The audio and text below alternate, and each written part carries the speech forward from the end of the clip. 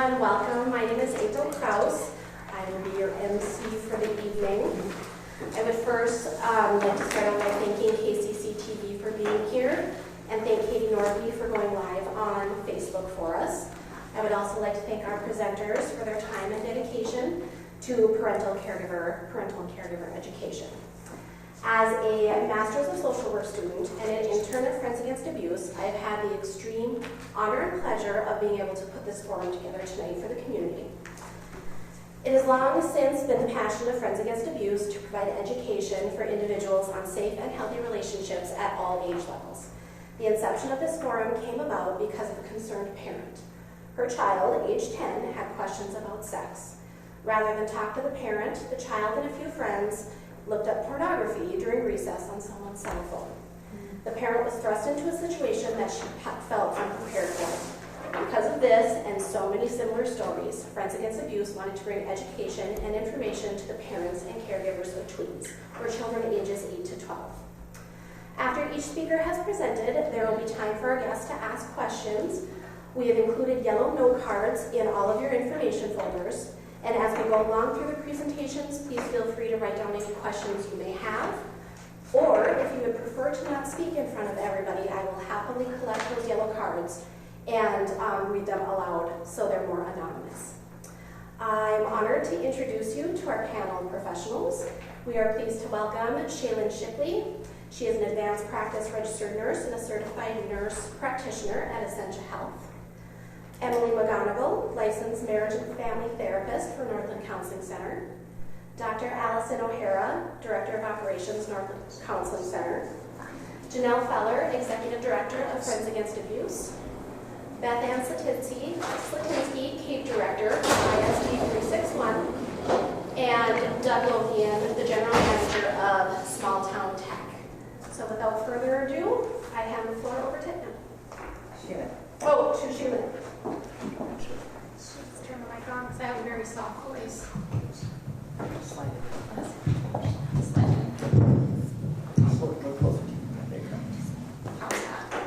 Maybe quite close. Well, good evening, everyone. Thank you for coming. My name is Shaylin Shipley. I work at Essentia Health. I'm a nurse practitioner, and I'm honored to be here to speak to you about tweens, healthy growth in tweens. My talk tonight will focus pretty much on the health changes, a little bit on sexuality, and please, if you have any questions at the end, I would love to answer those. So as April had mentioned, just write throughout as we go, and hopefully we'll get to those questions too. First off, I kind of had some speaking points that April provided me, and so I'll kind of stick to those. Some of the body changes that children will experience between the ages of 9 to 12 include, they'll notice that their body starts to change.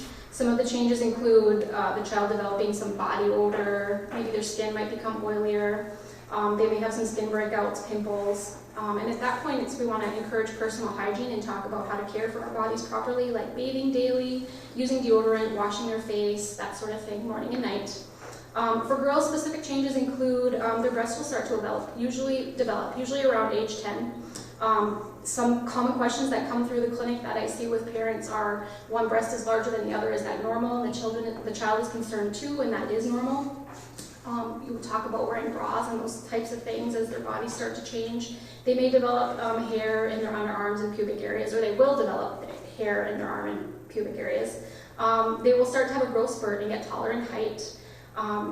At that point, once girls have that growth spurt, it's usually within a year that they will start menstruation. And so it's important to have sanitary napkins available for them and having that conversation with them to anticipate what that may be all about. And lots of folks don't realize it, but the age of menarche, or the age of starting period, is getting younger and younger, we're noticing trends. And so you might have to start having this conversation around age 8. And just trying to adapt that conversation to your child and their maturity, but also so that they're prepared and not frightened when that comes. For boys, changes that you may notice, the first change is their testicles start to grow, usually around age 11. Hair appears on their underarms and the pubic area.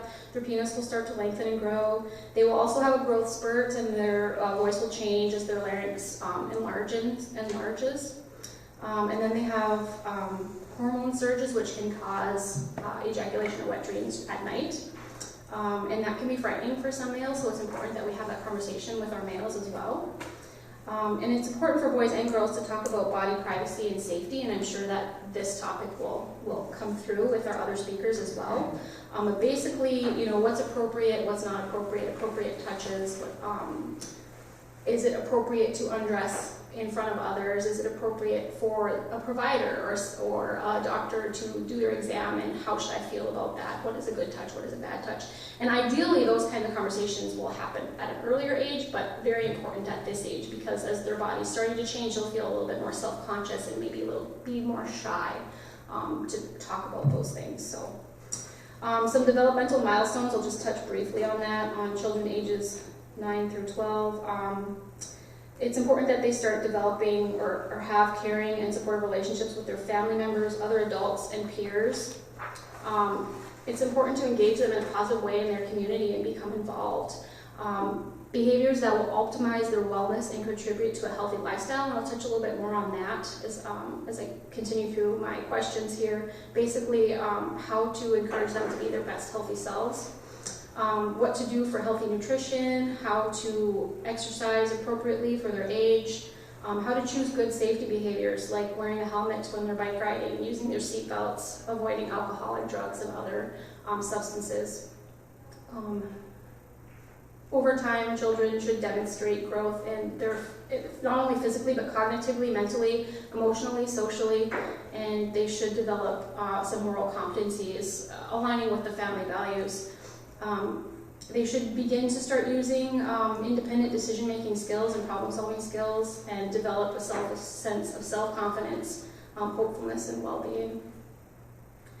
Some preventative care measures and screenings and immunization that you can expect at this age group include screening for dyslipidemia, which is high cholesterol. We usually offer that once between the ages of 9 and 11, and that's typically if there's a family or strong family history of hyperlipidemia.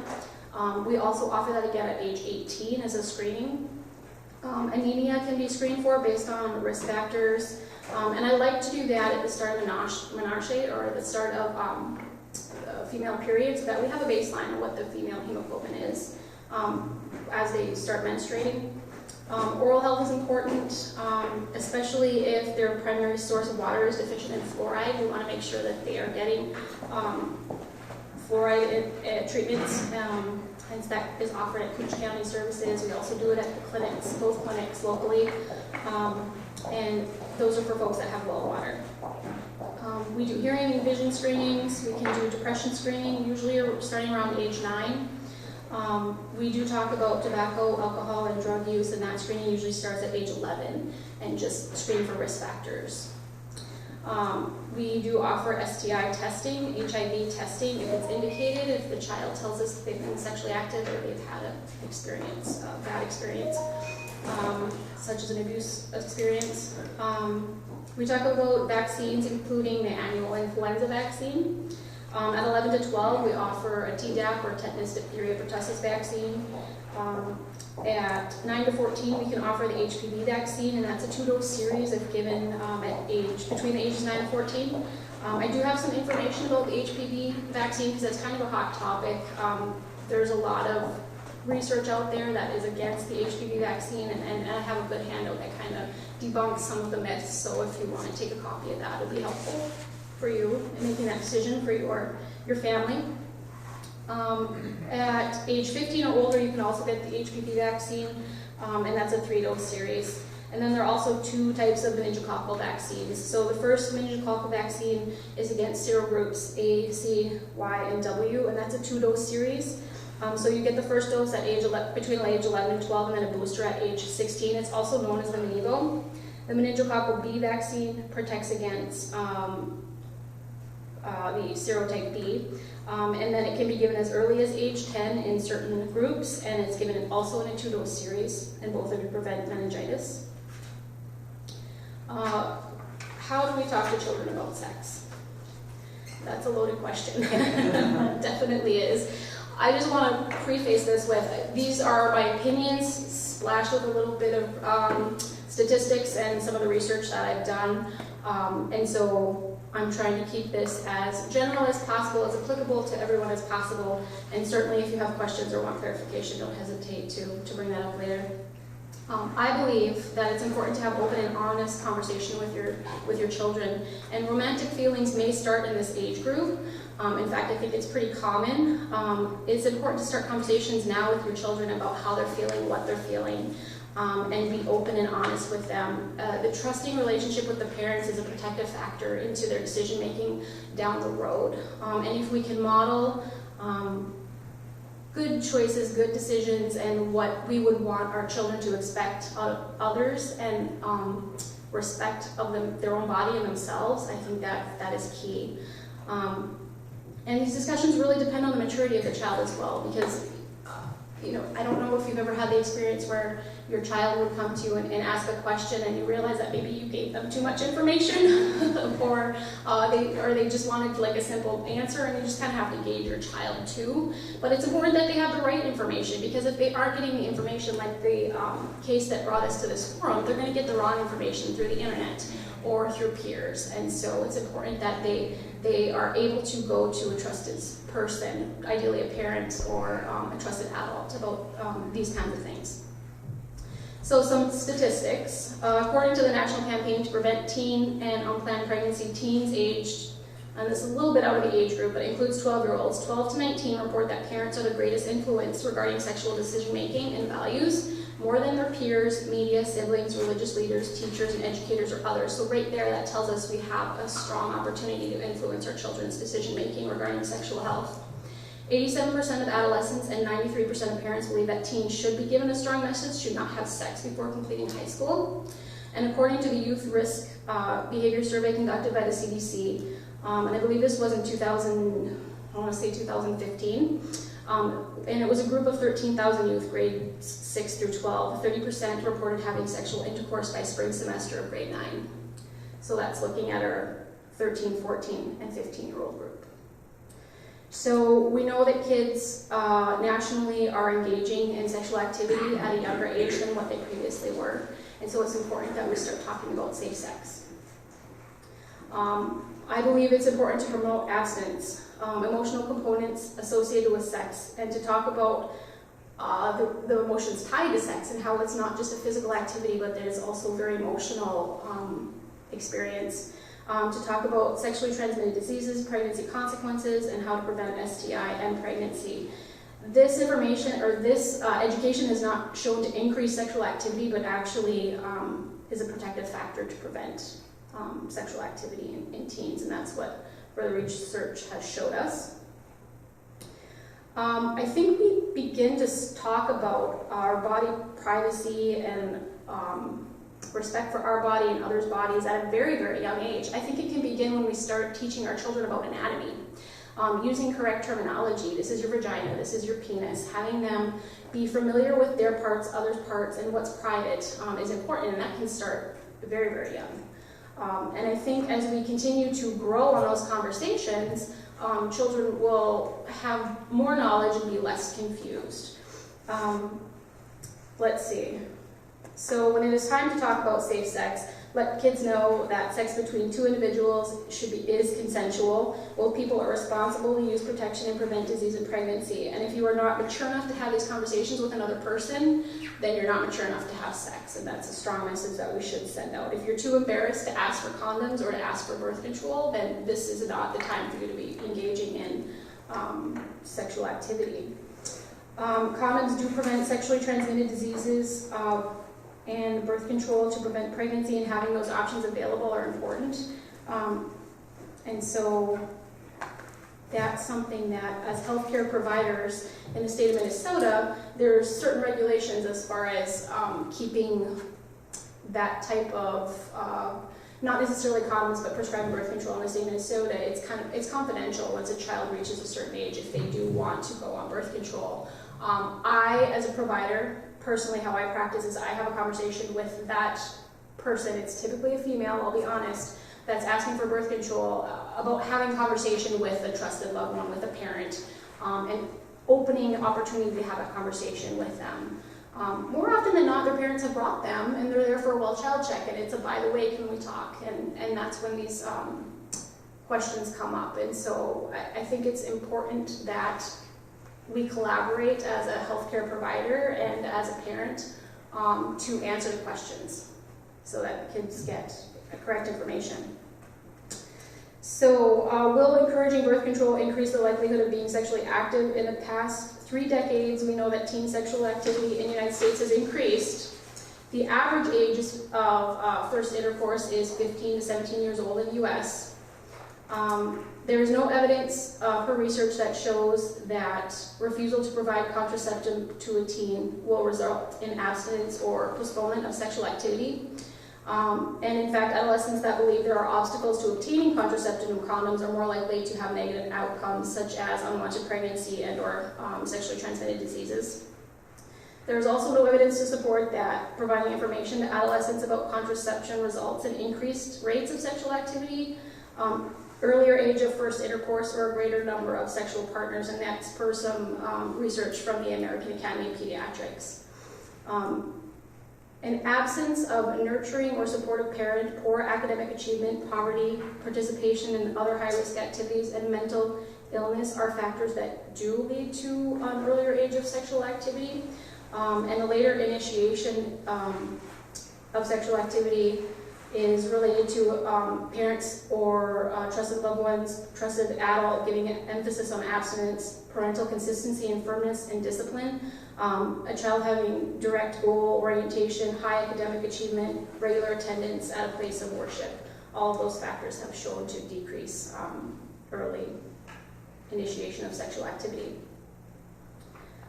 I want to take a few minutes to talk a little bit about sexually transmitted diseases and what are some signs and symptoms.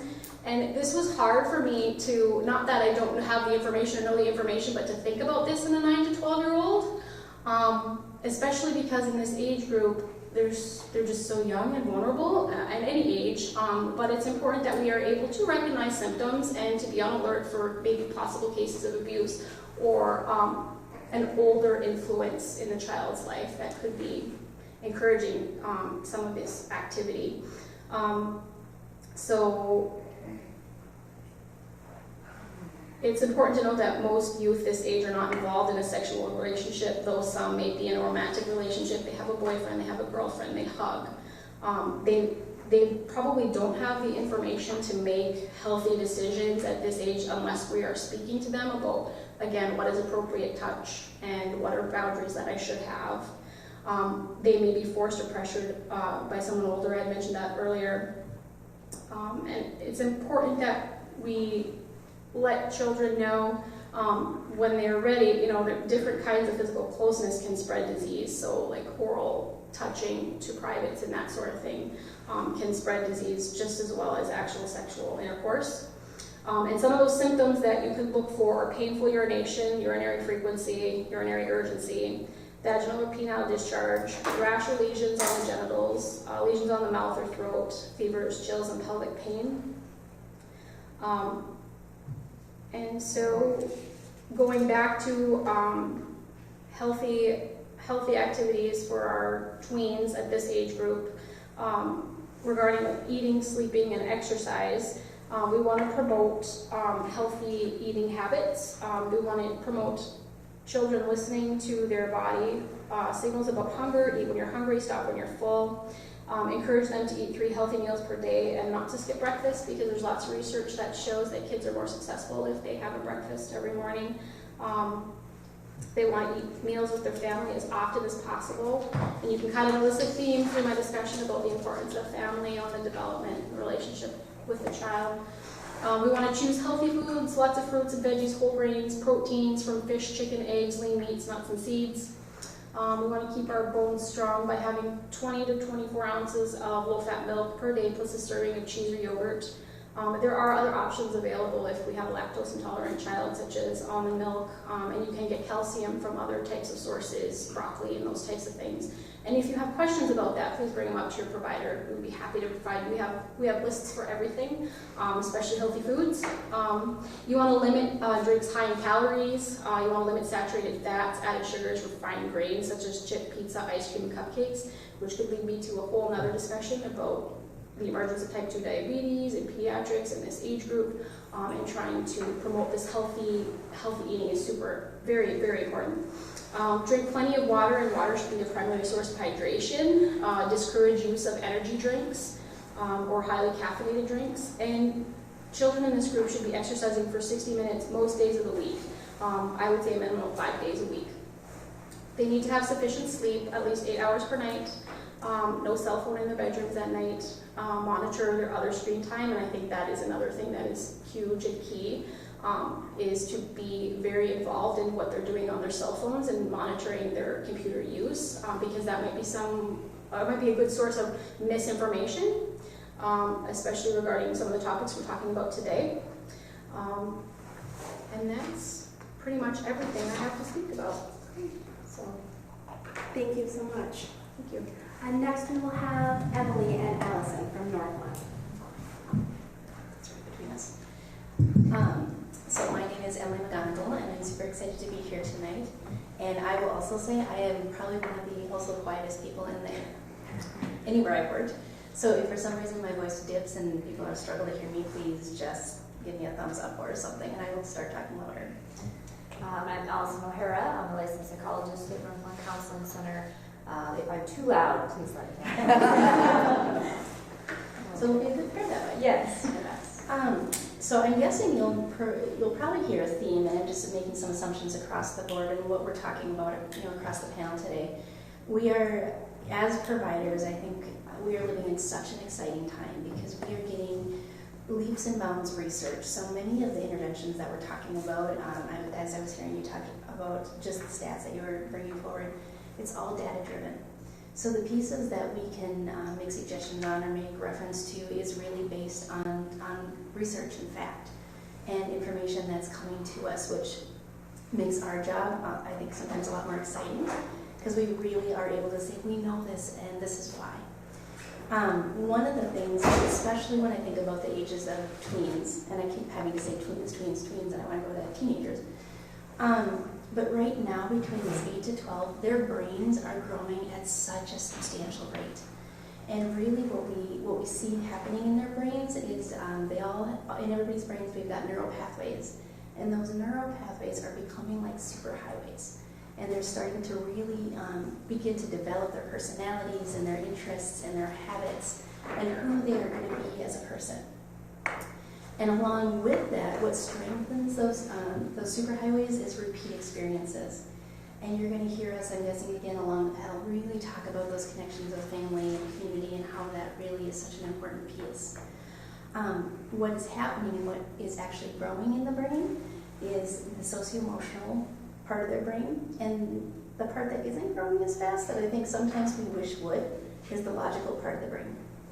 So what we experience and what we see as mental health providers and really parents across the board is these fantastic little beings that are growing and sucking everything up, but you're like, where did the logic go? And you see that they're making decisions that sometimes you struggle with and you want to be like, I didn't raise you this way.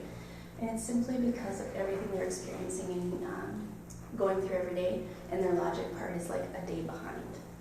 So that is the piece as we're beginning to raise them, as we're helping them through this period to remember that they're going to think you know nothing, and they're going to say some things and be challenging. Now the hard part becomes what's challenging normal and what's challenging concerning, because sometimes it's really hard to tell the difference between the two. When we look at this age group, challenging normal really is not listening, being sassy, talking back, sometimes also lying, or being really irritable or being moody, being tearful. Those types of behaviors are all things that you're going to see in the healthiest tween. And it doesn't make being a parent easy.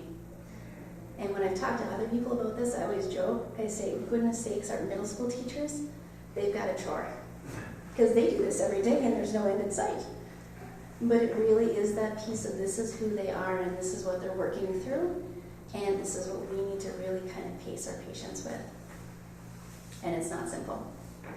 The other thing that is normal and can be frustrating is if you have different, when you're looking at the age range between 8 and 12, the maturity level, like Shaylin was saying, is so different. You can have one that's 8 or 10 or 11, and they may be all into the beginning teenager stage of things, diving into that exploration. And then you may have one that's still playing dinosaurs or dolls at home. The difference between this age group is probably one of the most vast. And that is another piece that makes parenting, makes educating, makes being a provider a challenge. Because they don't come in with a sign on their forehead that says, I'm here. It's very much that piece of we have to figure it out as we go. And it keeps us all on our toes. And it's not biological, so if you have one child who is a tween, it's not necessarily going to look the same for your second or third or fourth child either. So it's important to remember that what you worked for the first or what you saw with the first might not happen with the second, third, fourth, and so on. Usually not. Mm-hmm. More likely than not. That's almost a guaranteed. And that's another layer of what makes it very challenging. So then that becomes the question of, how do we know if it's not normal? How do we know if we need to start to become concerned? How do we know if we're seeing those red flags?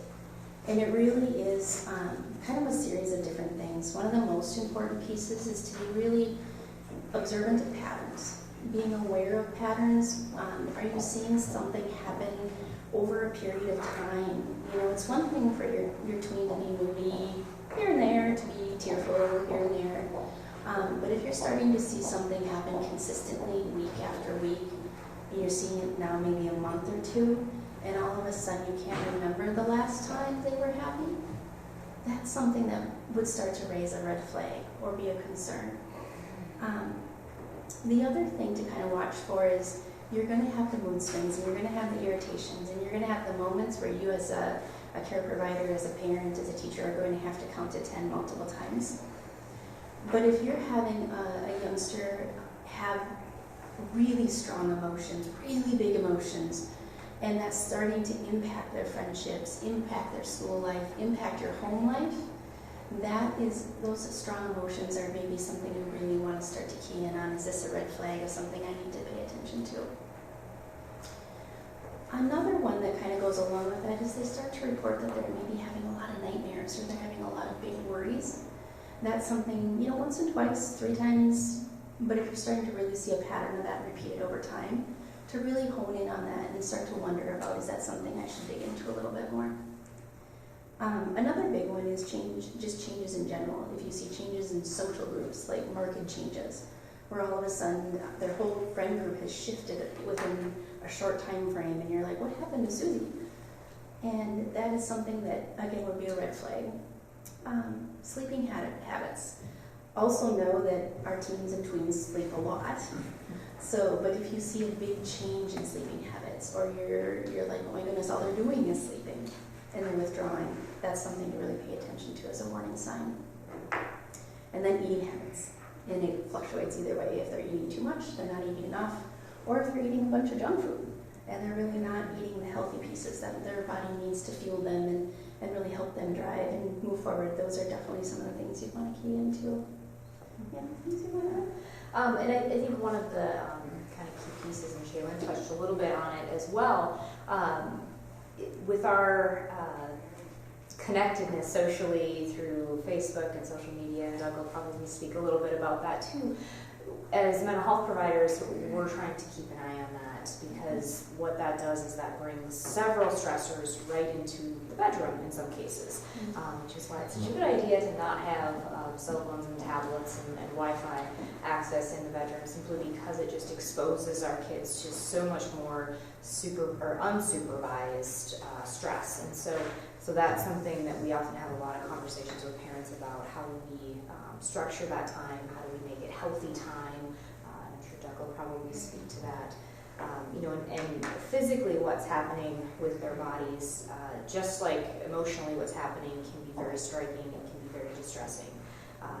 Shaylin mentioned for the typical age of first period for a girl has been decreasing over time. I don't know why I know this, but I believe in the 1940s, I think it was around age 15 was the average first menstrual cycle.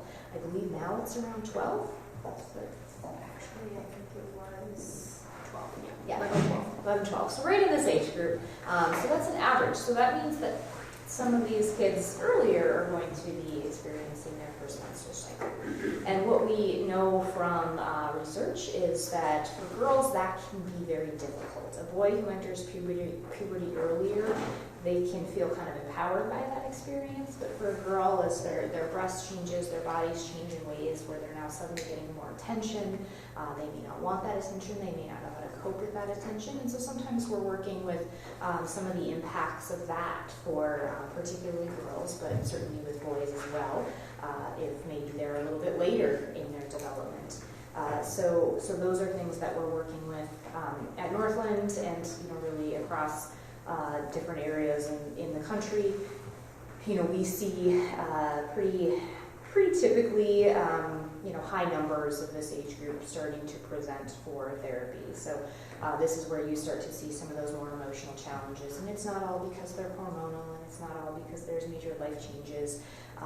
Kids this age can genuinely experience mental illness, and so we want to start treating that, just as mentioned, kind of as early as possible, because those can be risk factors for some very risky behavior, especially as they age into their teenage years.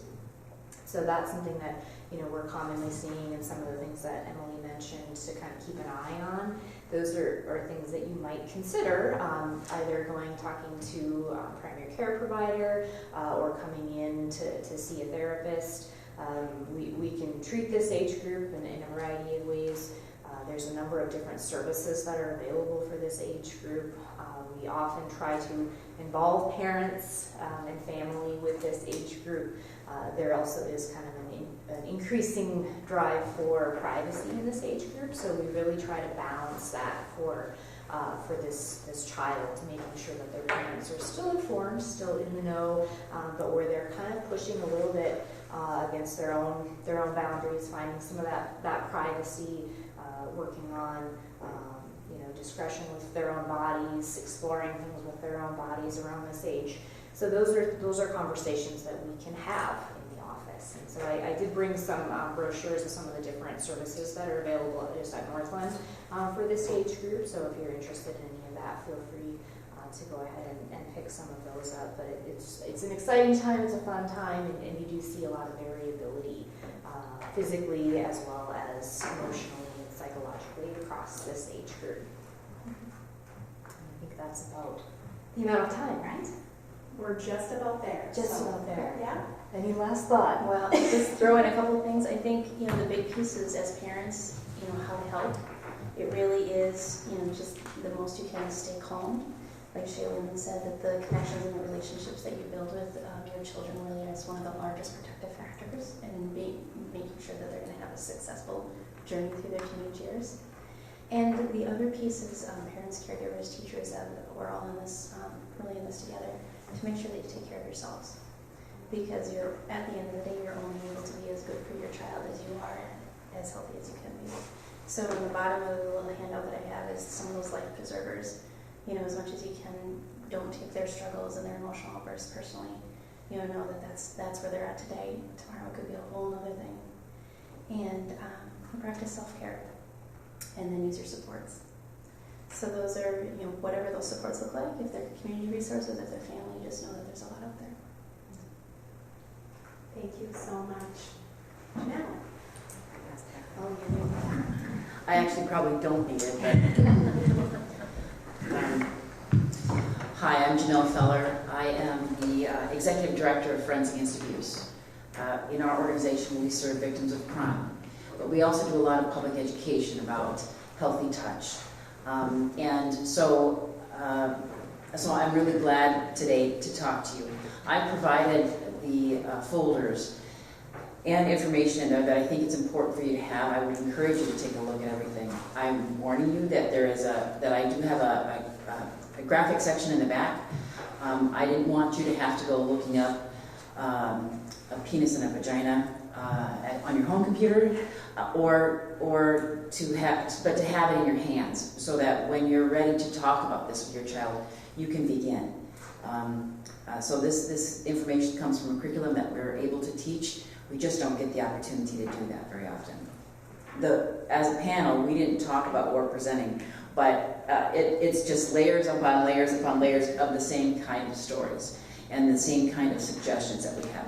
So the information that I've given you is going to talk about dating, healthy boundaries, some development, sexual development, as well as a variety of other things. But I want to share with you, these are my top 12 things that I want you to know as a parent of tweens. So I provided information about dating guidelines, how to talk to your about sex to your 6 to 12-year-old, sexual development and behavior in kids, and I provided graphics so that, and the mechanics of sex. While we all kind of know how it works, we don't necessarily know the specifics all the time. And so I have that for you so that you can use it. If you don't teach your children about sex, then you're allowing the internet to teach them. And that's a very unsafe thing. And so we don't want our children to learn about sex from pornography. And that's why it's our responsibility as adults in their lives to teach them about this. And so it's important. Sexual development begins at birth. Every person develops differently. And these suggestions are for children of all ages and all abilities. And there's only 12 things. It just took me a whole page to tell you this. But use proper names for body parts. No nicknames. That's for your child's safety. It's been mentioned a couple of times, but in your family you may have nicknames and that you've used or have been using up to this point. But for your child's safety, you should be using the proper terminology. So that when you're talking about a penis, you're talking about a penis. But if you're talking about a Henrietta Peaker or a stick, that everybody knows what that means. It's for the safety of your child. And so I have friends that really struggle with this because it's difficult to think about talking to your young child about using those proper terms. However, it's a term. The issue is your issue, and you're going to have to get over it because it's for the safety of your child. We talk about private parts. We talk about this to Head Start kids, but private parts are the swimsuit areas, and then public parts are other than that. There should be a no-touch rule and a no-photograph rule, and this includes parents. Don't post pictures of your undressed child. You see this a lot more often with kids that are really young in the bathtub. And after the age of 8, you should ask permission from your child before you post a picture of them on the internet. If they are a being of their own, they should have the right to say yes or no. And it's for their own development. And things that we think are cute and funny may not be cute and funny when you're 10 years old and your peers see that. So we talk about good secrets. We talk about secrets, and there are secrets that are happy and fun about the birthday party that's coming up. And those are okay, but when a secret makes us feel bad, sad, mad, or scared, we have to tell those secrets. And we have to be prepared to for a child to tell bad secrets without getting in trouble. But there's ways for us, when we just say secrets, well, that's everything. But there's a way to maybe make that work so that whenever there's a bad secret, they should always tell, because a bad secret will always get better once we talk about it. It will help them to kind of know what's okay and what isn't. We've talked about this already, but each child should have at least 3 trusted adults in their life.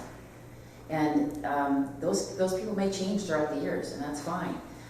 But if you ask your child, or if you have a problem, who can you go to? Can you give me 3 names? This just builds resiliency in children and shows that they have their own network.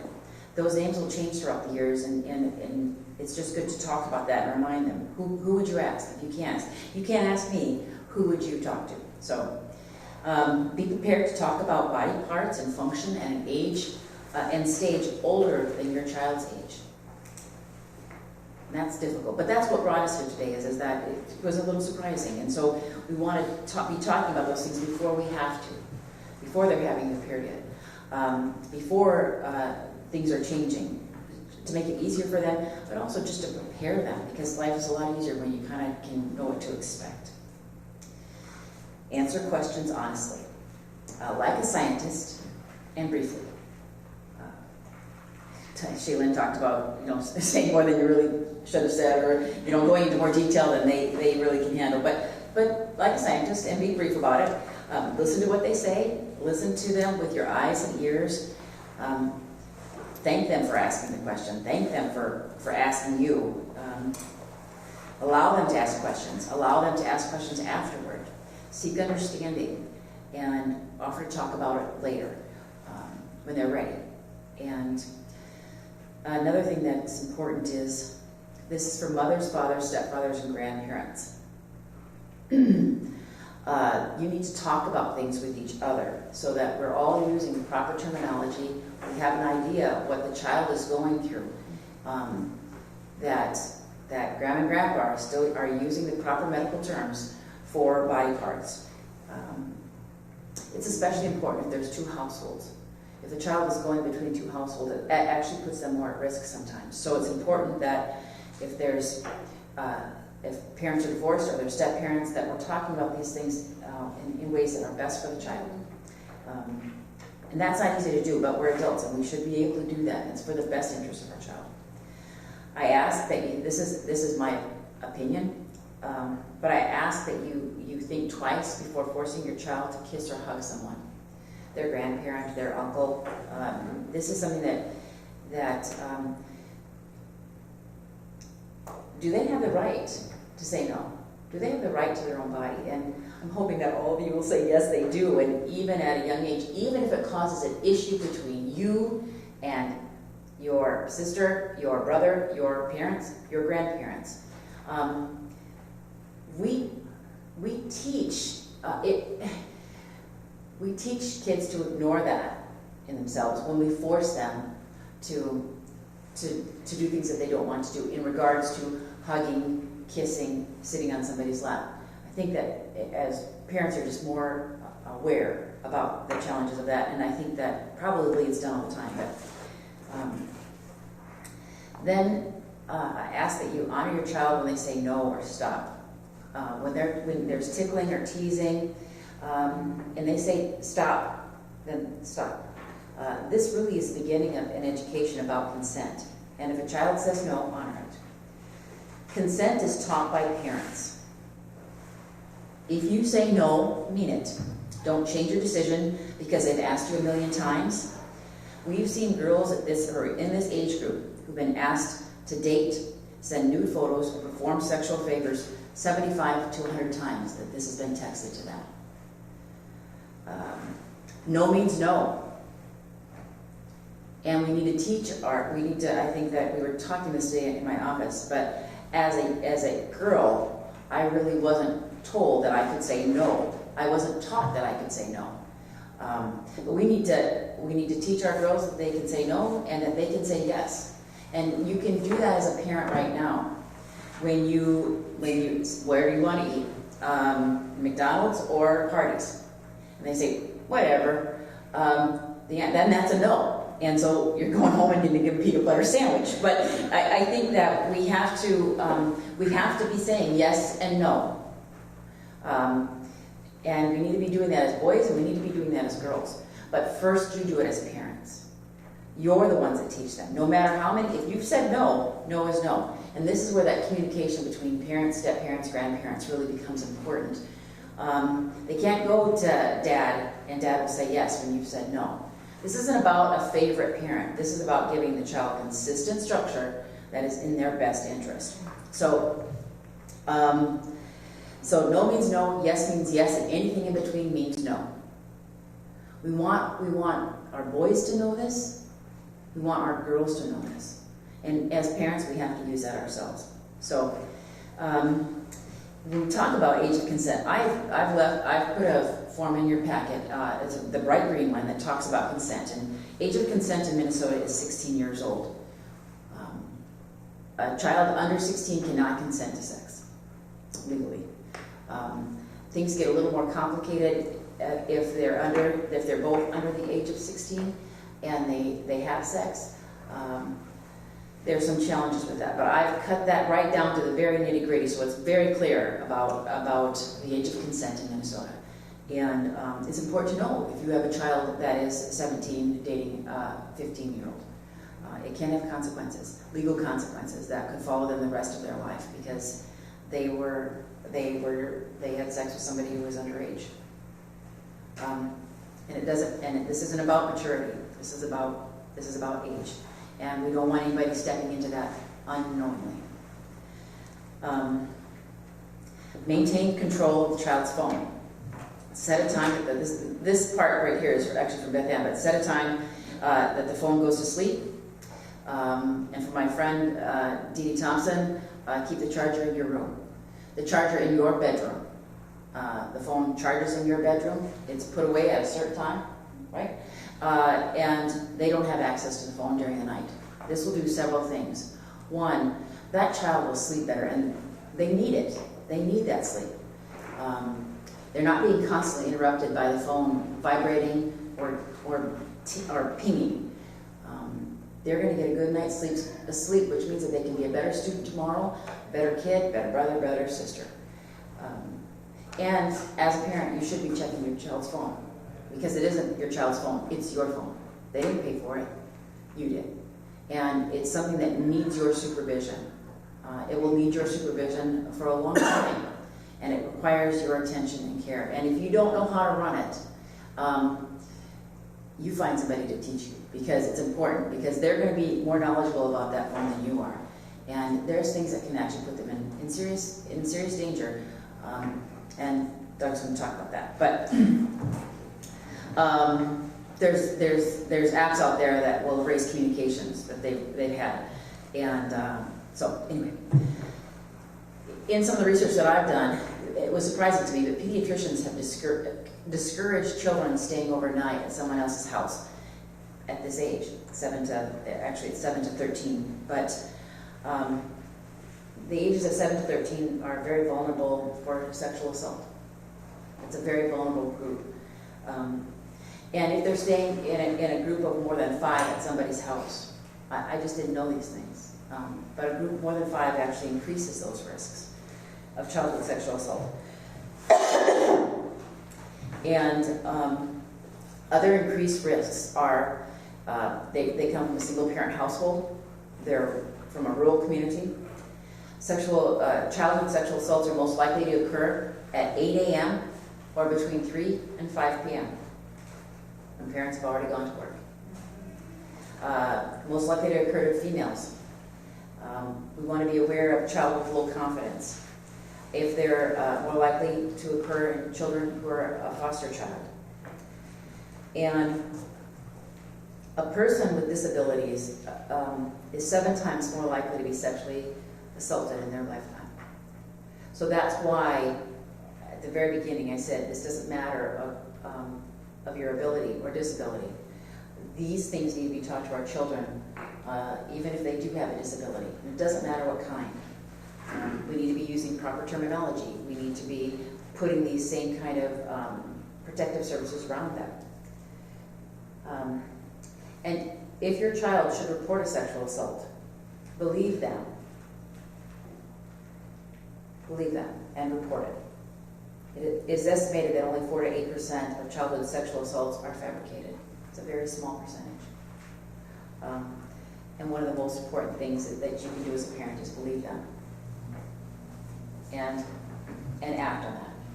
At Friends Against Abuse, we can talk about some of those things. We can help you with some of that stuff if that should ever happen, and I hope it doesn't. But if you have questions, if you have concerns, while we may not have the answers, we can connect you with people that do.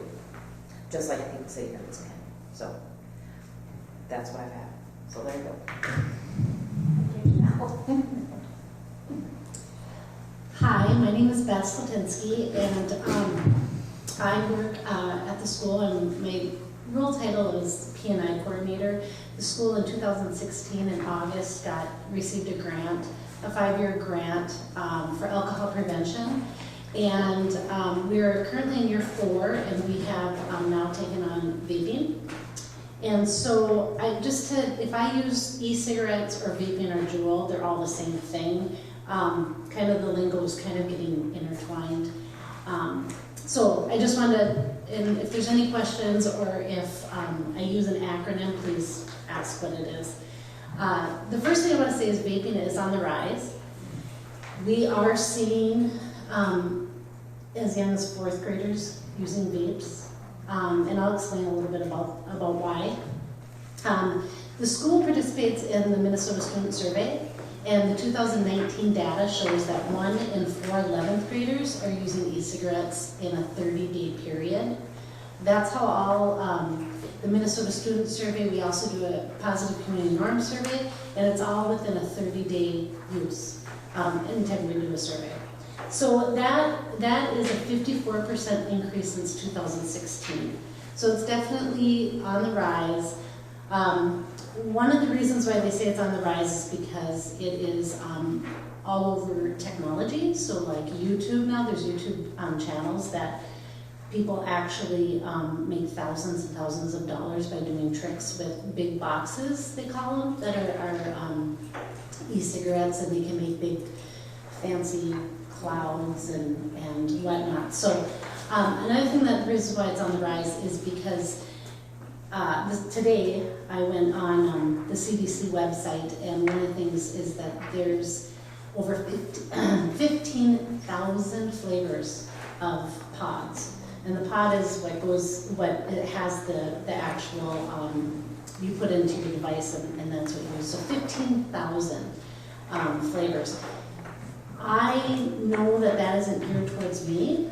Some of the maple syrup and pancakes or cotton candy or anything that has fun looking unicorns on, they're not geared toward a 40-year-old person. These are kids. They're focusing on kids to get them to use this product to bring them into adulthood. Vaping was a product that was advertised as how to try to get you to quit smoking, but statistics show that actually if you are a smoker and you start vaping, they have found that you don't actually quit using the traditional nicotine, you use both of them.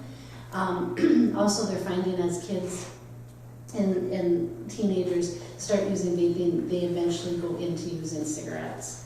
So it has not been shown that it is a way to quit smoking. One of the things that the Minnesota Student Survey found was that kids are very ill-informed about the health risks of vaping and using e-cigarettes.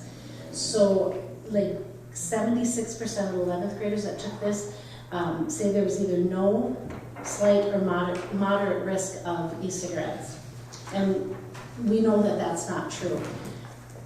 Right now in the news, we're not seeing the saturation of the vaping illnesses and the e-cigarette deaths, but it's still there and it's still happening, but now the news has moved on to something else. The news is very good at using scare tactics. In order for scare tactics to really work, in order for them to be effective, you have to keep that scare. You have to keep it amped up. And that's what was happening with vaping, is that they had all these stories on the news about kids getting sick and deaths and devices blowing up and burns happening to people.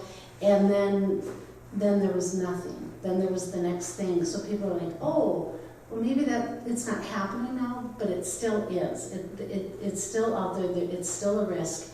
Another thing about the news that was going on with vaping and these products was that there was so much news about what was going to change with this. Maybe they were going to be, for example, one of the things is that President Trump was going to make flavored pods illegal. So then I heard parents talking to me about, well, they can't get the flavored pods anymore. Well, that's not true. They're not necessarily illegal. There's loopholes in the law that they can still get flavored pods. So when you hear stuff on the news, it may be a snippet, but you can still purchase them. Right now, the new product, the new thing coming out is a one-use pod. Talking to the kids at the school, we're starting to see them here. We are starting to see them here. Not only are they bad for the kids that are using them and the adults that are using them, but it's also really bad for the environment because it's a one-use thing and it's a plastic thing, or sometimes it's a metal thing, and they're not being disposed of properly. So what can we do? We can educate ourselves and we can educate our youth. Currently, I have gone and spoken to 6th grade through 9th grade, just to get a gauge on where we're at and what these kids know about it. I know locally they really don't know about the health risks. They knew about the new change in the law, where you cannot purchase any type of tobacco product that's traditional tobacco, also e-cigarettes and Juul and vaping, until you're 21. There is still from 18 to 20, you can still have them in your person, but you just can't purchase them. So that's the type of things that are happening in this, with these products, is that there's so many different little things that change, but then there's still a big gaping hole. So in 2019, 2,290 cases of e-cigarette and vaping associated lung injuries were reported in 49 states. Minnesota was one of them. It's claimed 47 deaths, or it's claimed 47 lives in 25 states. Most of these deaths are from THC containing e-cigarette or vaping products. We have seen them in our community. One of the other things about the THC ones too is that after talking to law enforcement, and I don't believe these are really on the radar, but homemade pods also, they can be made and they can be given to younger kids, and you don't know what's in those. There could be THC, there could be nicotine. We don't know when it's a homemade pod. So some of the consequences for youth vaping: youth who vape are 4 times more likely to start smoking traditional within 18 months. So it's a very short period of time where if they start vaping, they do move on to traditional cigarettes. Addiction to nicotine: you're more likely to become addicted to other drugs, both illicit and prescription. Some vaping devices are refillable. Street products can contain chemicals unknown, and they can cause short-term and long-term health effects. Social norms: the normalizing vaping, it equals negative social effects. Example, bullying and exclusion. So for example, if we have kids that aren't vaping are actually getting bullied because they're not, because it's the cool thing to do. And it's a huge distraction to education. One of the schools that I work with, there's 9 of us in the state, they noticed a rise in kids going to the bathroom because they take a quick hit off their vaping product, their Juul. Juul seems to be the most popular brand. They take a quick hit off it and then go back to class. And they started looking around and talking to certain teachers, and they realized that this certain student or group of students were leaving class almost every hour and going and using them in bathrooms, wherever. So how did we get to where we're at? E-cigarettes were introduced around 2017 as a safe alternative to cigarettes, and they've progressed very, very quickly from that. We don't speak about what we don't know. Vaping and the e-cigarettes and the Juul society, I guess is the best way to put it, changes so quickly. There's so many things. Once we think we got a handle on one thing, then a new product comes out. For example, the single-use pods. They are new, they're coming. Other products there's sweatshirts now, where the core of your sweatshirt is actually this device. There are pens. There are anything that you think can be. There's lipstick. There's they look like lip gloss, and actually it's a vaping device. So there's many things. Anything that you can think of, it can look like a product, like a vaping product. Another reason why we got here, it was the perfect storm of social media and micro marketing. Kids were targeted with their message through that their parents weren't seeing. So Jewel has been found to directly market kids this age. And when I talk to the youth about it, you know, I always joke with them that, you know, I'm old. Like I'm not looking at unicorns, and I'm not looking at the fun rainbows, and that's what's on the packaging of these. They're not marketed for the parents. They're marketing for their kids so that they can get these kids to start now and they can continue on into adulthood. Big tobacco is associated with juuling, with the Juul products, with the e-cigarettes. So it is just a new generation of big tobacco. In the 1990s, nicotine use went down from 1990s to 2018 by 88%. We had almost stopped youth from using nicotine. And then these products came out. They're highly, highly addictive. So what doesn't work? Just saying no to your kids does not work. I know that even as an adult, if someone says no, just a simple no to me, I kind of want to know why. So, and telling kids the health risks. They're kids. They don't realize what life has in store for them. They don't realize that, you know, they have, like, you know, you only live once, and I'm a kid and I'm having fun. So the health risks don't last. Scare tactics with kids don't last. I'm a mother of 2. I know when I see my kids go out that door, that's part of my heart going out there. Whereas kids don't really, they have a 24-hour period. So if we had a mock car crash before prom, if we had it 24 hours before prom, the kids would remember that mock car crash. Me as a parent, I'm going to remember that mock car crash every time my kid goes out the door. So they can only really, that only affects them for 24 hours. So a scare tactic doesn't really work. So what does work? Knowledge. Telling, you know, explaining to your kids, you finding the knowledge. Health education. Education in our schools.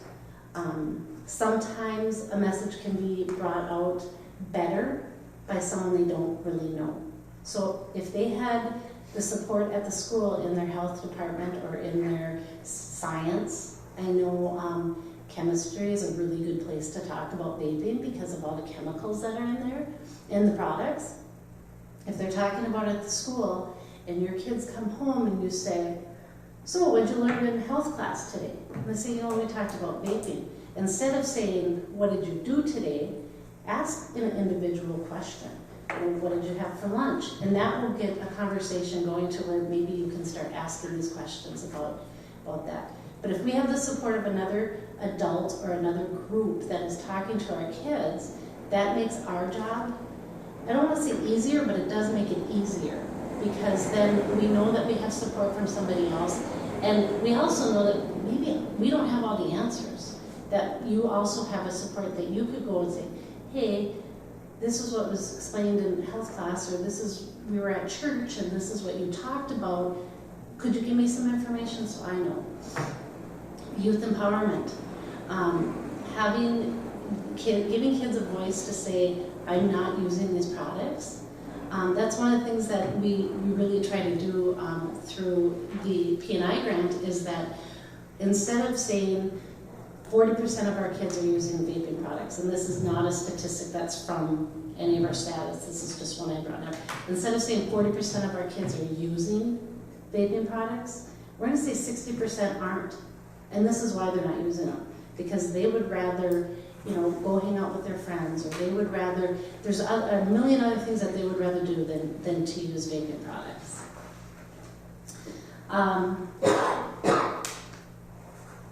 So one of the other things that I wanted to touch base with is We did do some positive community norms survey last year, and it's all local data. And so I wanted to pull out a couple things just to show you maybe where kids are getting these products. Kids 6th through 12th grade, so this was last year, so now they're in 7th, the 6th graders are in 7th grade. They reported that 69% of the kids that vape got them from friends. So when they're buying them probably in a package of 4 or 6. They're keeping one, and they're selling the rest of them. And normally they're selling to either their peer group or younger. 34% say that someone bought it for them. One of the things about the pods, is that it's so concentrated, and 99.9% of them contain nicotine.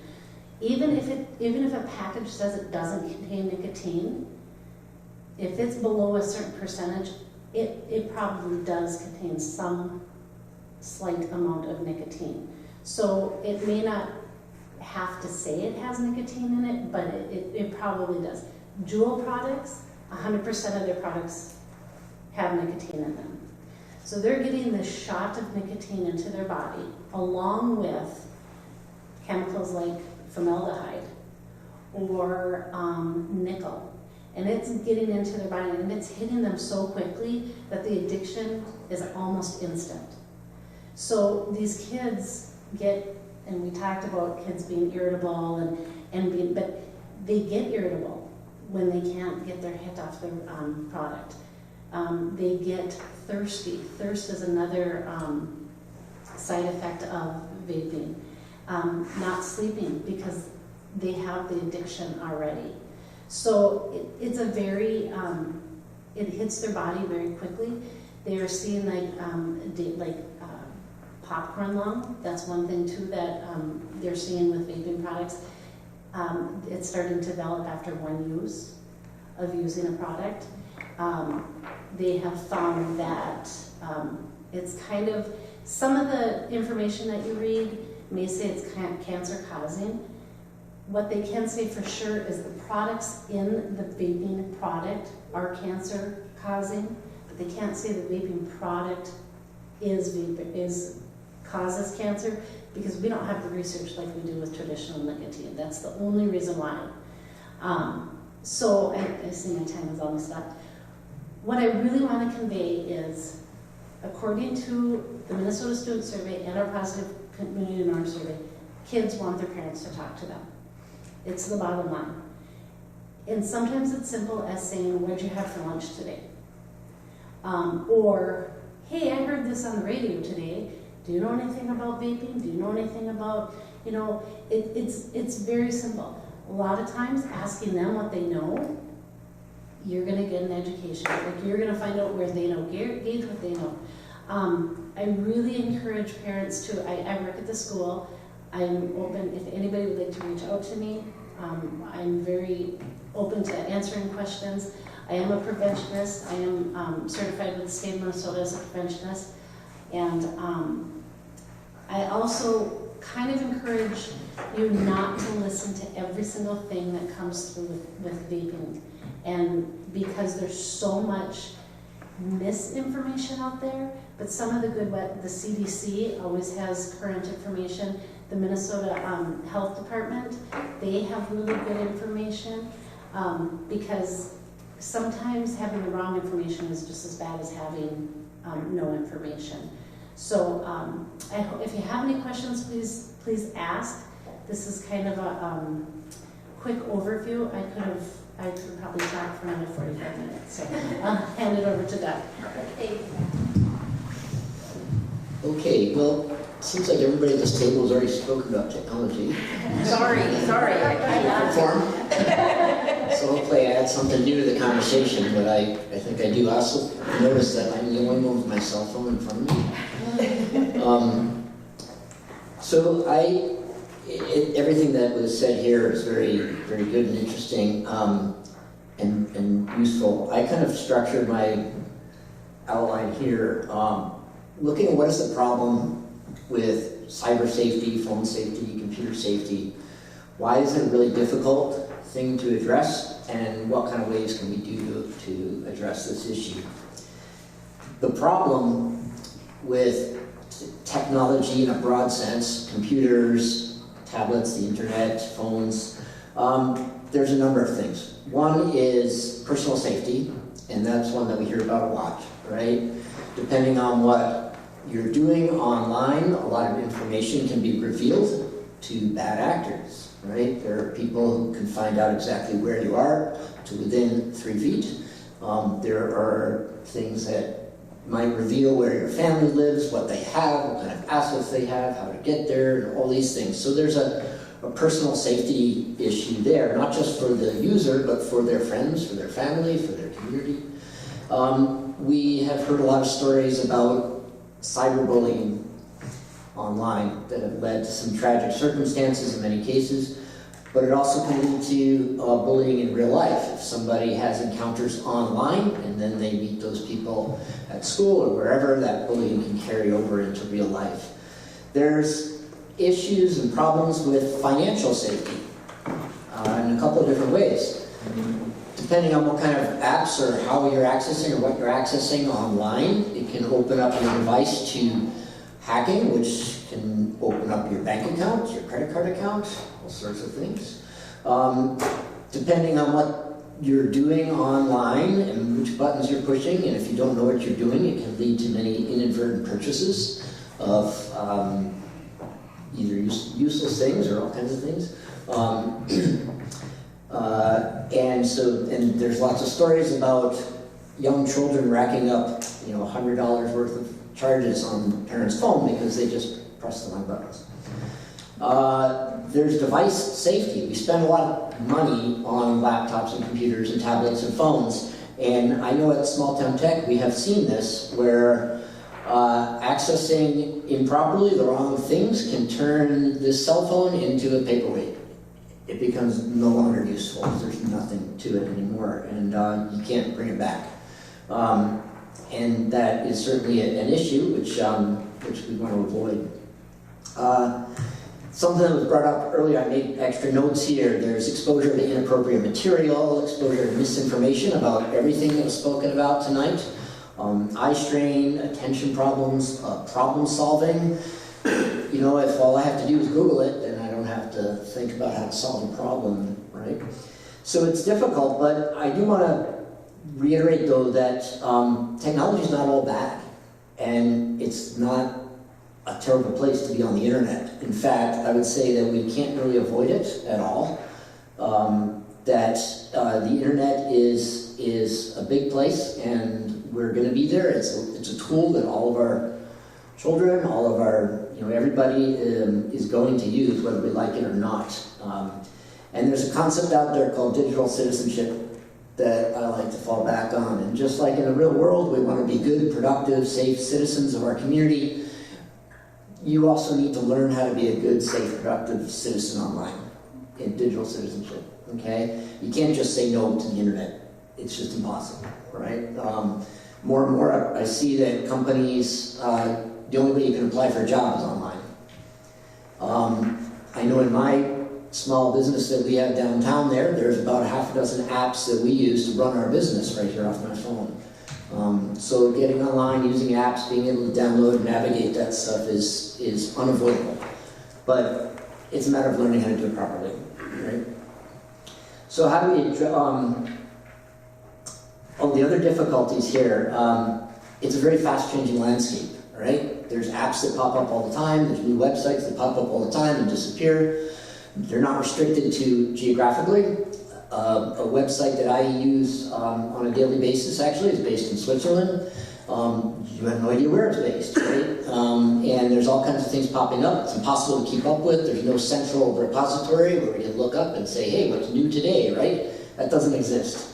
And in this fast-changing landscape, word about a new app or a new means of communication and such spreads like wildfire. You don't see an advertisement on the television or radio, it just, spreads virally, like they say, right? A virtual word of mouth. The other thing that's interesting is there's been a lot of laws in place to address safety online, And many social media platforms have restrictions like you have to be 13 in order to open an account. But there's no way to enforce that, okay? Because the way you determine whether you're 13 is what birthday you put in when you sign up. So if you're 9 and you sign up, you just do the math and put it in like you're 13, and that company doesn't check. They have no way of checking. There's no way of enforcing. You can say you're 25, and it doesn't matter. You can be 8, right? But the company's liability is covered because they say, well, when this person signed up, they said they were 18, 19. But there's no way to enforce them by the company themselves. So how do we address this issue? There's a couple of different ways that we can address it. One is, in general, following some family rules, family parenting that are consistent with everything that's been said before as well, right? Hours of use, places of use in the home. If your family has a communal laptop or a desktop that you all access and use, keeping it like in the living room or the kitchen or dining room area, can be useful to maintain, access control. Hours of use, can't use your, I know when my son was a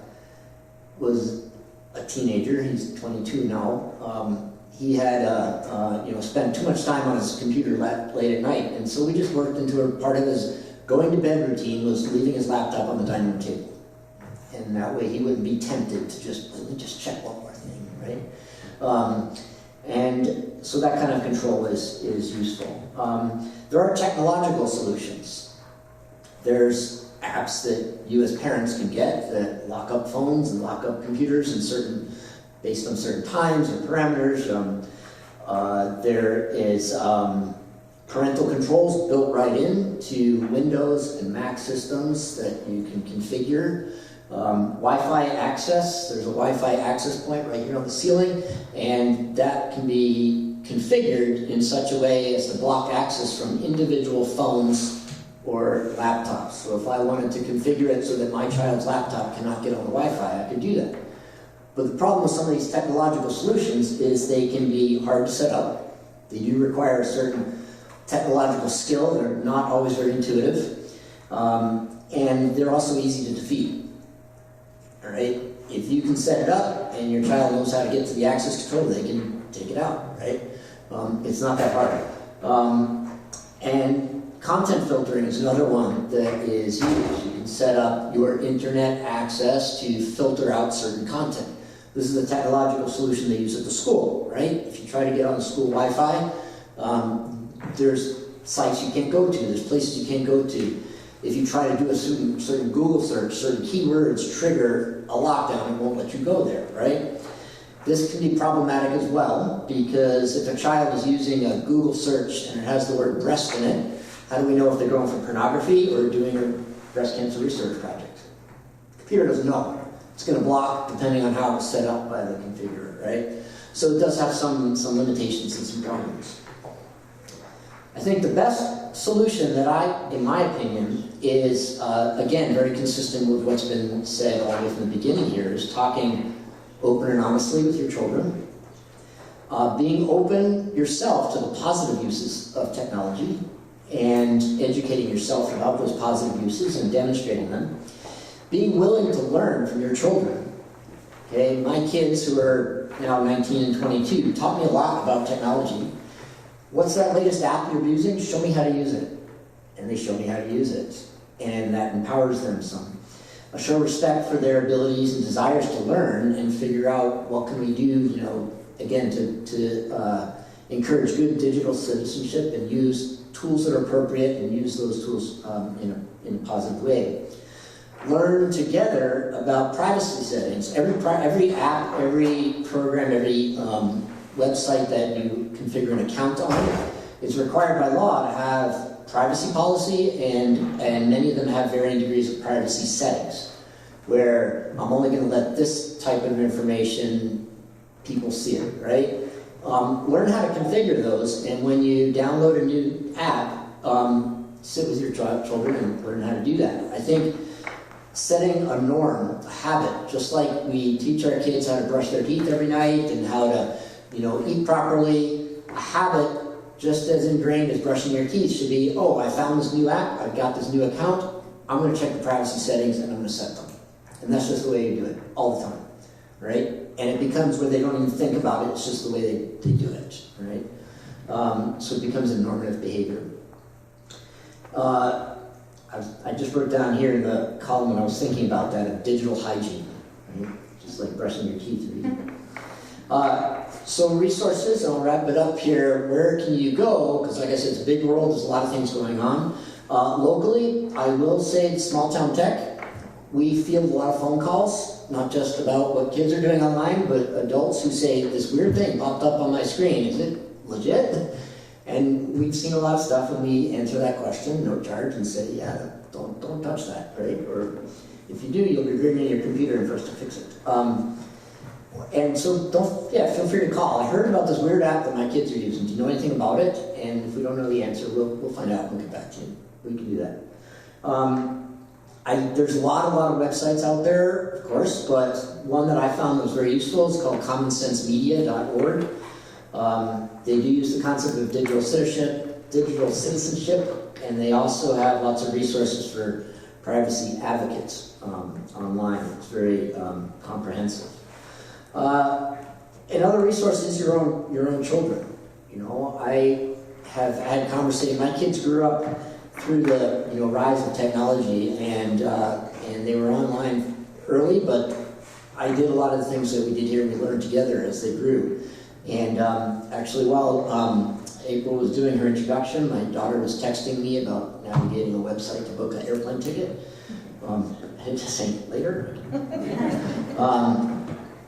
But yeah, if there is something they want to do online or an app they want to do, learn about it together and keep that open line of communication, which I think is an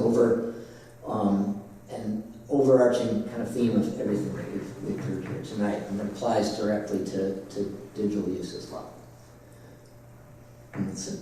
Great, thank you so much. Does anybody here have any questions that they would like to bravely ask? I thankfully came prepared with a ton of questions, so everybody is at my mercy, a ton of these. A couple of questions for our panel. What are some of the most dangerous apps to be watching for on my child's phone or tablet? Or maybe what app should I be extra cautious that I'm reviewing with them? Sure, I actually just looked that up this afternoon because there's probably a new one that was invented this morning.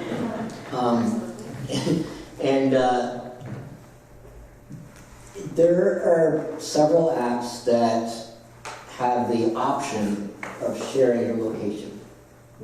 It's, hey, are my friends in the neighborhood, and you can see where your friends are. But it also means that anybody else who has access to that knows where you are, right? And there's way in those to turn it off. Now your friends don't know where you are unless you contact them directly, which is probably what you should do.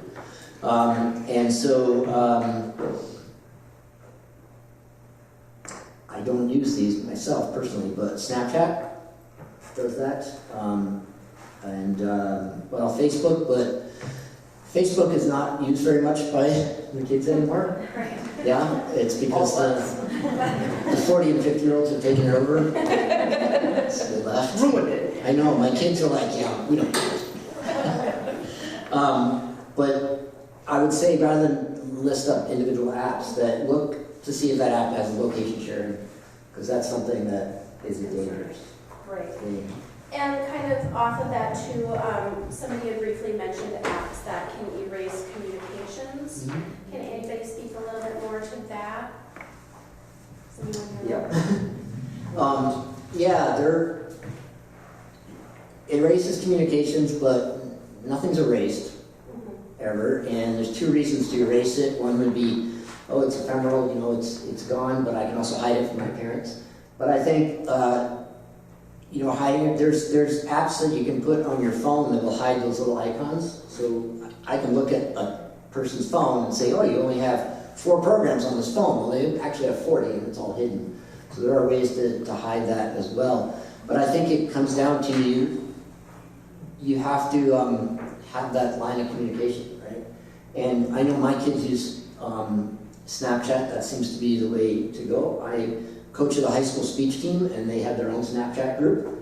That's how I don't communicate with them. I send an email to one, and they send it to their Snapchat. But so there's positive uses for these things, but yeah, that's it's something to be aware of. But there's no one that does it. Thank you, Jeff. Your business will be booming for you tomorrow. Everyone will be bringing their kids' phones in. One of the big questions that I found in gaining research for this forum was how can we talk to our children about what comes after a breakup? They're at a very young age, they're very vulnerable, they may be in a romantic relationship, maybe not even intimate, but now they're experiencing all these emotions that they weren't prepared for after they break up with that individual. What are some things as parents that we can be aware of? I can't answer that. I want to piggyback with what Doug said, which is about when I'm talking to teenagers about breaking up. One of the concerns is these friendship apps that let you know where everybody is all the time. And in a breakup that's difficult, that might not be a good thing to have on. Also, that I encourage kids not to share their password with their boyfriend or girlfriend or even their friends. That their password should be private, because when breakups can be messy and painful, and things can do, and young people can do things that are immature because they're not mature yet. But so there's a couple things with internet safety that I think that they should be aware of and should be thinking about. Also suggest they break up in public, which is really mean, or online, just for safety reasons. And that's the physical part. The rest of it is going to be with these things. Go ahead. So is that loud voice thing again? So I'm actually going to go back to a step even before the breakup happens. Again, whether they're tweens or they're teenagers, it really is this piece of, there's so many big emotions during these times, these years in general.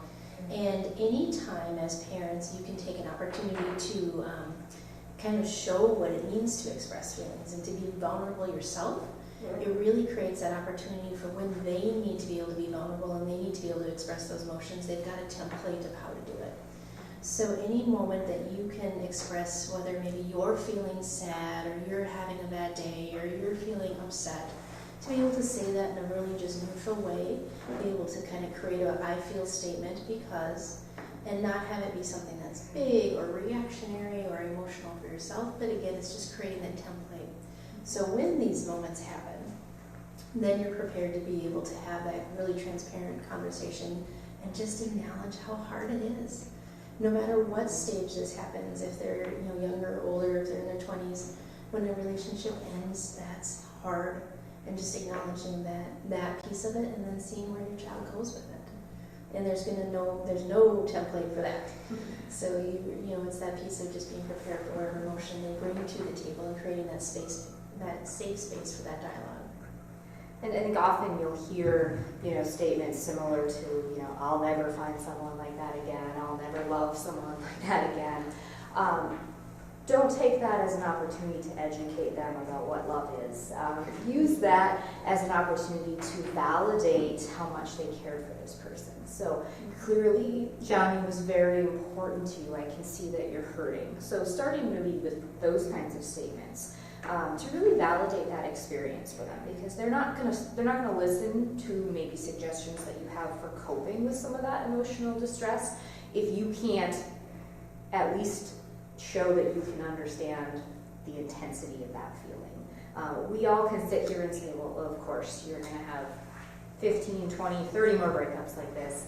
You will find someone that you love again. Hopefully you end up in a happy, healthy relationship. But right now, that really does feel like the end of their dating life, even though they're 12 or 13. And they only dated for 2 weeks. Right, but they love that. Right, love that. And they genuinely feel a very strong emotion. And so we don't have to agree that that was love. We don't have to agree that they were going to get married. All we have to do is validate that that was their feeling.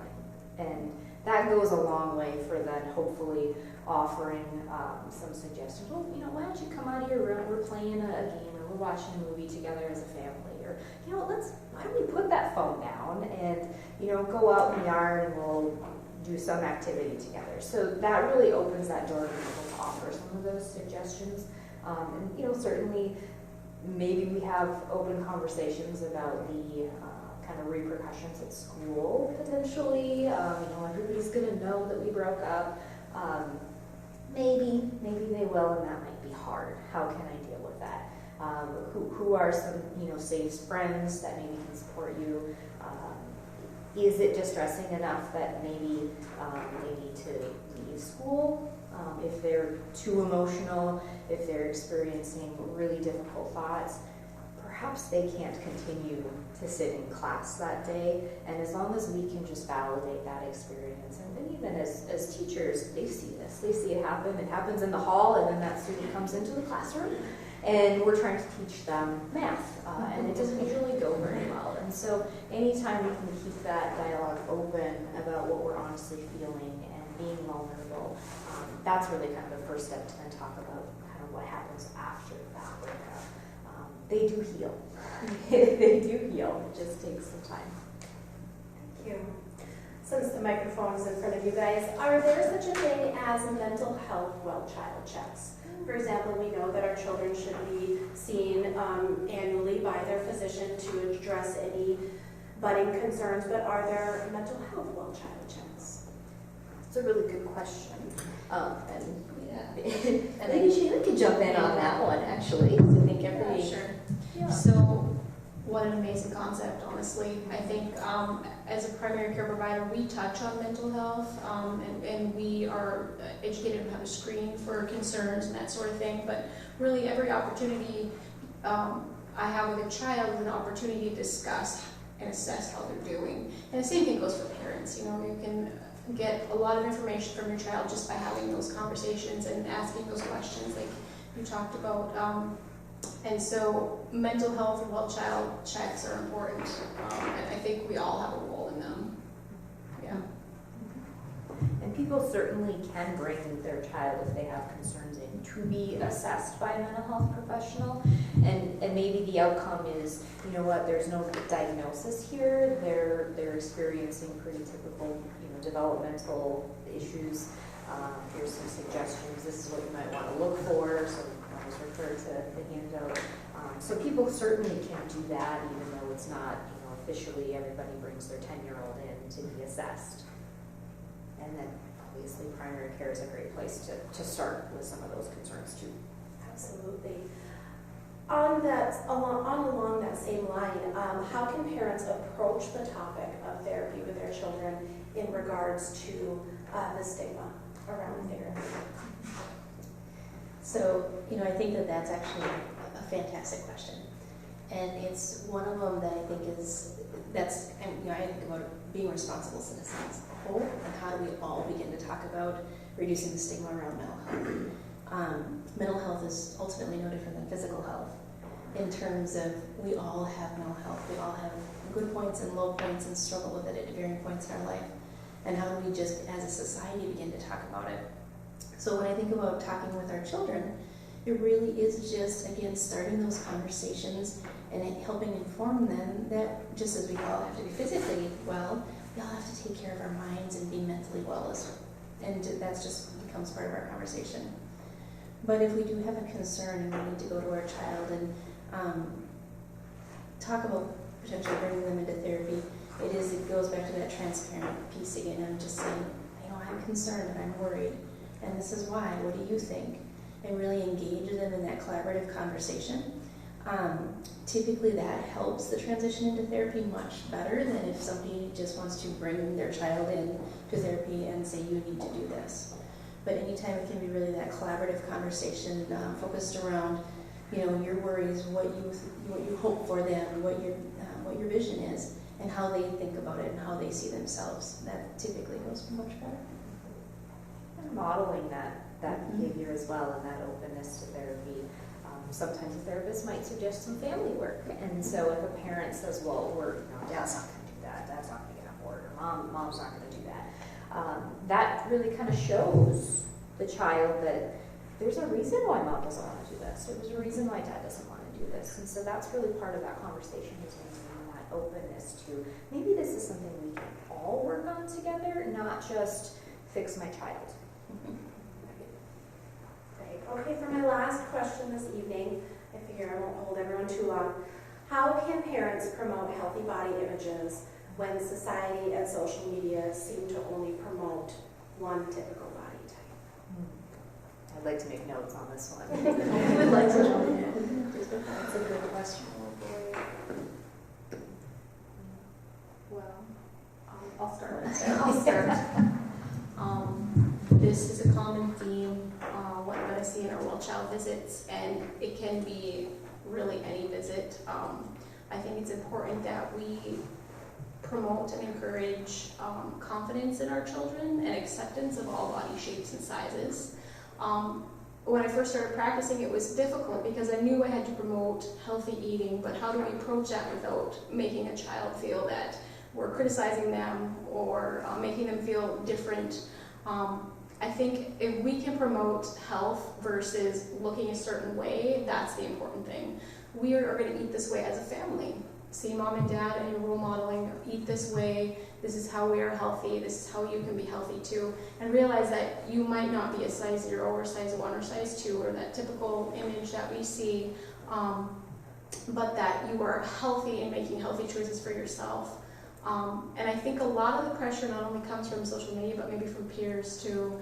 And that gets a little bit more challenging when you have bullying and that sort of thing. So I don't know if you guys want to talk about bullying and how to address that.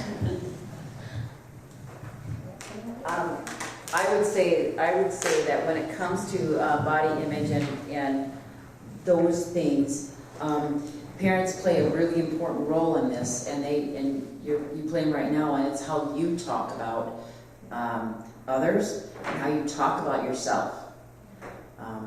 If you're going to tell your child that every body is beautiful, then you can't be speaking badly about the parts of your body that you don't like.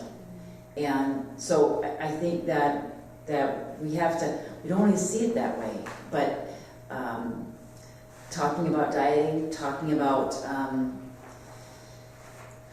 ourselves or others in a negative way based on their body shape is, it teaches our children how to lead, how to think about their own bodies. And we have to really watch what we say because they are listening. They're listening to everything you say when you want them to listen and when you don't want them to listen. They're listening and they're absorbing everything that you're saying. So I think that as parents and adults, I would say just adults in general, that we really do have an important role in this to make sure that if all bodies are beautiful, then my body is beautiful too. And just period. It's just beautiful as it is, and each of you are beautiful as you are. So, but we have to be careful about that because we want to talk negatively about our own physical space. Well, everybody else is beautiful, but not me. And that's not true. Everybody is beautiful as it is. We can be healthier.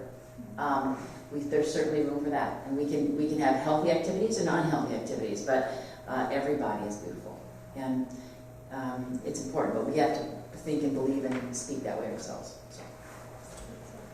Good, important point. And focusing on, more than the number on the scale, more than the size of the dress or the pants, is very, very significant in helping not only this age, but everybody else learn to kind of accept and care for their bodies. We want to talk about health behaviors.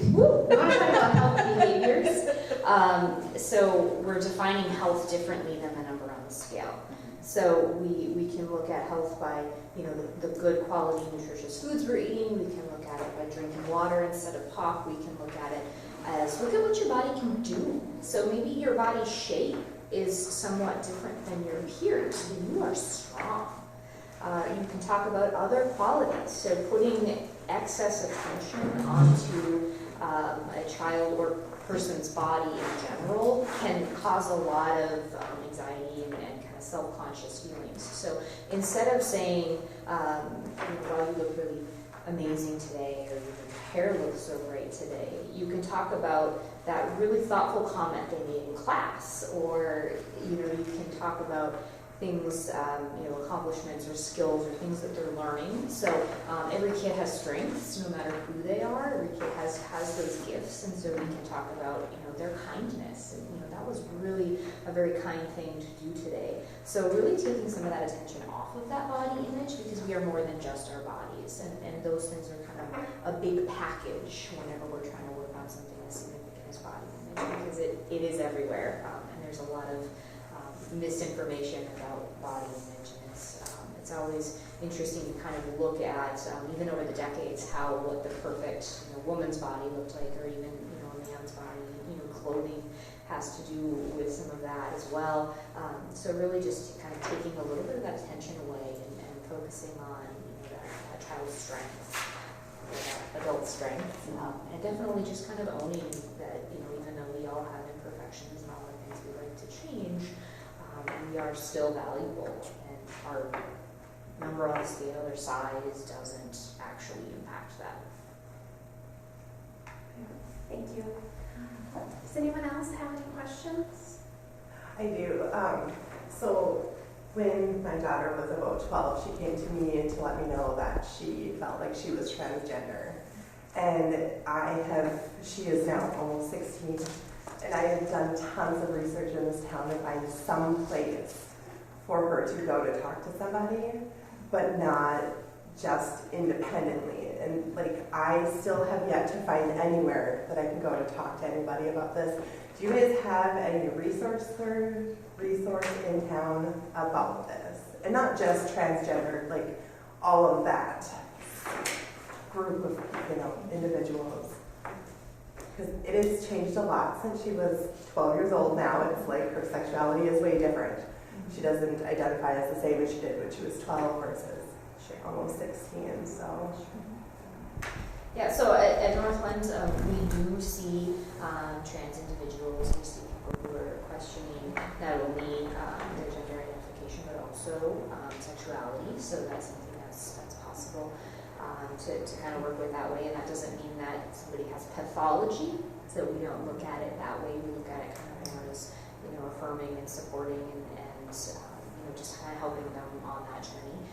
Otherwise, the University of Minnesota has a Center for Human Sexuality, which is a great sort of one-stop shop for lots of kind of educational resources. Unfortunately, we don't have a large LGBTQ community. It's I think growing and becoming more visible. But that is an option, and definitely just as everybody's sexuality evolves, everybody's gender identification evolves. Kids who identify as trans, it's the same thing. They're just going through it a little bit differently. Mm-hmm. So I don't know if that answers your question. Can I ask a question in regards to that? Sure. So, being transgender doesn't mean that they have a mental illness. Correct. So, I guess I wouldn't have thought to go to counseling at first, but it's really to begin to navigate and find the language and the resources to express themselves as they want to. Yeah. And could a parent be part of that conversation? Certainly. Yeah, or maybe a separate conversation? Yeah. I just never thought of that. And you're absolutely right. I mean, just because somebody is trans doesn't mean that they have a mental health diagnosis. Fortunately, we've come a long way in understanding sexuality and gender identification. Sometimes people who are gay, lesbian, bisexual, transgender, they do experience mental health symptoms that are more so related to kind of the social implications, or they are people too, so they also can just have depression because they have depression. But sometimes that's why we see people present there's maybe conflict within the family, so they've come out as trans or gay or bisexual, and one parent supports that, the other one says, heck no, get out of my house. And so that creates an issue kind of with the interpersonal relationship within the family, or they're beginning to kind of explore some different gender roles, and so some of their peers may not not be responding very well. And so that might, cause some anxiety or some school refusal, things like that.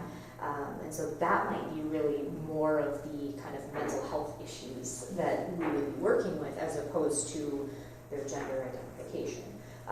So I don't know if you have anything that you want to add to that. I think that covers a good chunk of it in terms of it really is, that piece of helping people along with the journey.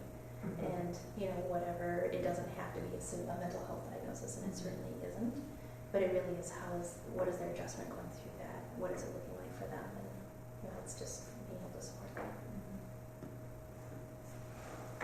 The one thing I was going to add on to what Janelle was just saying, we had a conversation, it was at a administrative group down on the range a while ago, and it's kind of interesting, it goes back to the stigma of, you go to Northern Counseling for a mental health situation, but if you look at it on the other flip side, if you look at people that are very successful professional athletes, things like that, we actually had, and I know very little about it, but a life coach, which I had never heard anything such, come in and talk about how a lot of professionals trying to deal with stress, and it can be a psychologist, you go down through, that there's such a stigma that it's who you talk about anything, and we're just not used to it. I mean, maybe you confide in a spouse or a good friend, but we have to get over that. That piece, it's having someone, whether it's a school counselor, social worker, therapist, whatever. It's finding those trusted people that you're willing to at least start the conversation. Maybe it is true mental health issue. Maybe it's normal stress. Maybe it's an outlet, a good friend that a lot of us think about. But it's and like I say, even personally, it's like life coach. Why are we not? And again, there's many different names, and then again, being in a smaller community, there's never but you start to see that there's a lot of different things, and they were even talking about how they have a lot of conversations with older people going into retirement because there's a lot of questions and this and that, and who do you see? Financial advisors, they fit a niche for certain things, and so it's, I think, no different than all of us need to talk to someone. If we don't, at some point, we need to admit. And I'm just going to add a little bit more to that too, because I think one of the big things that hopefully will start to turn as we begin to get more educated about what, and I think mental health, I think that term, it may change and shift too. But, we all send our kids, we all went to school for 12 years and we learned about math, we learned about reading, and we learned about all of these things that we have to do. But something that we haven't done in our families is we haven't talked and learned about feelings, and we haven't learned about how to be in relationships. It's somehow there got to be this strange myth that we should just know how to do this. And it's not true. And I think part of demystifying and part of taking the stigma away is being able to talk about feelings and emotions with our families, with our kids, with our relationships, and have that become a part of our daily language. So that when we have these moments where these questions come up, it doesn't feel so odd, because it is really a piece of what we do every day. So that's part of the work. Wonderful, thank you. Thank you, everyone. I would just like to thank all of our wonderful presenters today for being here. So hopefully we didn't terrify you all to go home with parents. Hopefully the take-home message today is that you have a community of professionals here who are ready to support you, and if they can't find the answer, or if they can't give the answer, hopefully they can help point you in that direction. So thank you to everyone. Please fill out the surveys on the yellow sheet of paper, and please help yourself to cookies and water. And again, just a big thank you to KCC TV, Katie Norby, and the Good Samaritan Center. So thank you, everyone.